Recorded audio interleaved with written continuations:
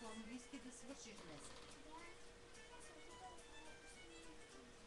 Толкова е мъничко, множко, какво имаш, що има да завършиш. Хубаво. Утре пак ли ще ходи? Цялата седмица. Тя трябва да играе, иначе излиза от форма. Добре, с панталонче. Добре. Подреди си го.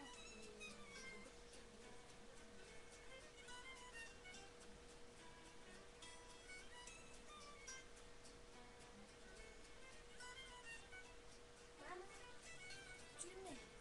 Ще може ли, като свърша с английски, нали си подреда нещата? Може ли да ползвам компютърки? Мама, ще да се засичи. Мамо, искам да те разцелувам. Да, мама, какво? Мришиш много хубаво. Тук, що не му сложиш големи сърца, се е влюбен. Това Оливета се е нарисувал като негър. Той ли е? Ти позна ли? Не. Да. Той Не го моля ти, познах. сега толкова много съм обсебена от него, че да го познавам. Устните са му типично същи. Аз ще ти покажа такива устни. Не можах да го позная, честно казвам. Да. Много хубаво се е нарисувал като него, обаче. Много е хубаво.